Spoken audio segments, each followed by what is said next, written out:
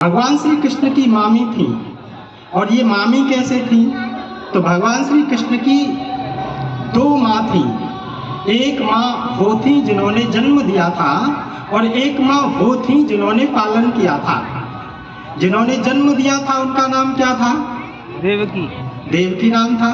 और जिन्होंने पालन किया था उनका नाम क्या था? यशोदा। यशोदा नाम था। जिन्होंने पालन किया था उनके भाई का नाम रायण था और रायण की जो पत्नी थी उनका नाम राधा था। रायण की पत्नी का नाम राधा था और रायण की पत्नी का नाम राधा था। तो इससे स्पष्ट होता है कि भगवान श्री कृष्ण की मामी का नाम राधा था। जब भगवान श्री कृष्ण का जन्म हुआ था तो भगवान श्री कृष्ण को राधा जी ने गोदी में खिलाया था। कितनी अवस्था थी राधा जी की? तो बताते हैं कि जिस समय पर भगवान श्री कृष्ण का जन्म हुआ था उस समय पर राधा जी की अवस्था 33 वर्ष की थी। 33 वर्ष की अवस्था में भगवान श्री कृष्ण को गोदी में खिलाने का कार्य राधा जी कर रही हैं। तो कहने का मतलब ये है कि एक राधा भगवान श्री कृष्ण की मामी थी, लेकिन एक और राधा मिलती हैं। जब महाभारत को हम उठाते हैं तो महाभारत को उठाने पर पता चलता है कि एक और राधा थी। और याद रखो, जो महाभारत है उसको हमें जरूर पढ़ना चाहिए। जो पौराणिक जगत के लोग हैं वो कहते हैं कि भाई हमें रामायण तो पढ़नी चाहिए लेकिन महाभारत नहीं पढ़ना चाहिए। यदि हम रामायण पढ़ेंगे तो हमारे घरों में रामायण की स्थापना हो जाएगी और महाभारत पढ़ेंगे तो महाभारत छिड़ जाएगा हमारे घर में। इसीलिए महाभारत नहीं पढ़ना चाहिए। लेकिन याद रखो, हम अपने परिवार में किसी पुस्तक को रखते हैं तो उसे रखने मात्र से कुछ नहीं होता है। यदि गलत शिक्षाओं को हम अपने जीवन में धारण कर लेते हैं तो रामायण जैसा, महाभारत जैसा माहौल हो जाता है। और अच्छी शिक्षाओं को जीवन में उतार लेते हैं तो रामायण जैसा माहौल बन जाता है। तो हमें महाभारत भी रखना चाहिए और रामायण भी रखना चाहिए। इससे इतिहास की जानकारी होगी। तो महाभारत में एक और राधा का जिक्र आता है और वो कौन सी राधा थी? एक पात्र था महाभारत में जिसका नाम है कर्ण। क्या कहते हैं? सूतपुत्र। सूतपुत्र ही तो कहा जाता है, सूतपुत्र कर्ण। लेकिन एक और नाम दिया जाता है राधेय कर्ण। क्यों नाम है राधेय कर्ण? क्योंकि राधा जी ने उसका पालन पोषण किया था। तो जो कर्ण की पालन करने वाली जो माँ थी, याद रखो, उसका नाम राधा था। इसीलिए कर्ण की माँ का भी भी राधा सिद्ध होता है। लेकिन एक और राधा थी। अब कौन सी राधा थी? आपने एक युक्ति सुनी होगी, ज्यादातर लोग सुनाते हैं, कहते हैं कि न नौमन तेल होगा न राधा नाचेगी। एक नाचने वाली नृत्यिका थी, उसका नाम राधा था मध्यकाल में।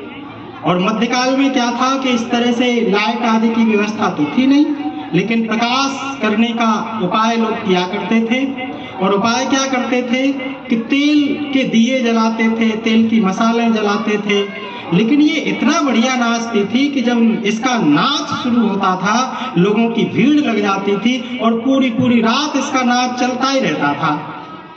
और नाच चलता रहता था तो इसकी शर्त ये हुआ करती थी कि यदि मेरा नृत्य देखना चाहते हो तो 9 मन तेल की व्यवस्था कर लो, और 9 मन तेल हो जाएगा तो राधा नाचने के लिए आ जाएगी, और 9 मन तेल नहीं होगा तो उसका नृत्य नहीं हो पाएगा। तो एक नाचने वाली का नाम भी राधा था। लेकिन एक और राधा थी, और वो कौन सी राधा थी? राष्ट्रधारिणी। भगवान श्री कृष्ण की एक मंडली थी बाल वालों की, और उसका नाम रखा राष्ट्रधारिणी, राष्ट्र को धारण करने वाली। अब ये राष्ट्रधारिणी जैसे Bhajpa, Bharatiya Janata party, short form क्या? भाजपा। इसी तरह से राष्ट्रधारिणी शॉर्ट फॉर्म क्या बनेगी?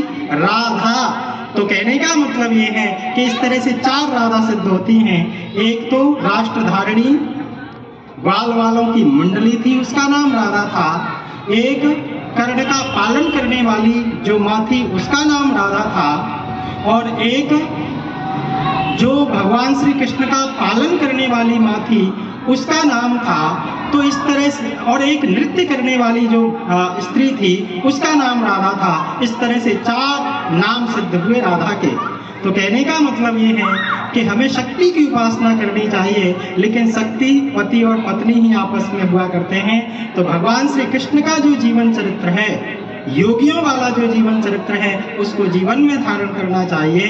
लेकिन जो अवैधिक जीवन चरित्र प्रचारित किया जा रहा है, उसको जीवन में नहीं उतारना चाहिए, क्योंकि उससे समाज में बिगाड़ होता है। ऐसी बातों का प्रचार करना चाहिए जिससे समाज में सुधार हो, और उन बातों का प्रचार नहीं करना चाहिए जिससे समाज में बिगाड़ हो। जैसे मान के चलो हम कहें कि भगवान श्री कृष्ण एक योगी व्यक्ति थे, तो लोगों में क्या विचार बनेगा कि भाई हमें भी योगी बनना चाहिए। लेकिन कोई व्यक्ति कहे कि भगवान श्री कृष्ण तो नाचने वाले थे, या गोपियों के साथ में नृत्य करने वाले थे, तो फिर हमारा विचार क्या बनेगा कि हमें भी बहुत सारी गोपियां बनानी चाहिए।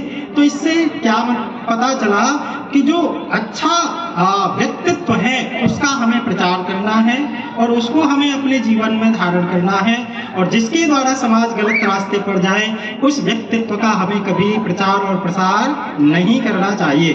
तो हमें इन बातों को जीवन में उतारना है कि सच्चा जो रास्ता है वो परमात्मा से ही निकलता है, और वो वैदिक रास्ता है। वैदिक रास्ते को ही भगवान श्री कृष्ण ने राम को अपने जीवन में धारण किया था, हमें भी उस रास्ते को अपने जीवन में धारण करना चाहिए। तो आप सभी ने बड़ी श्रद्धा भक्ति के साथ में श्रवण किया है। समय ज़्यादा हो रहा है, 8:30 बज गए हैं।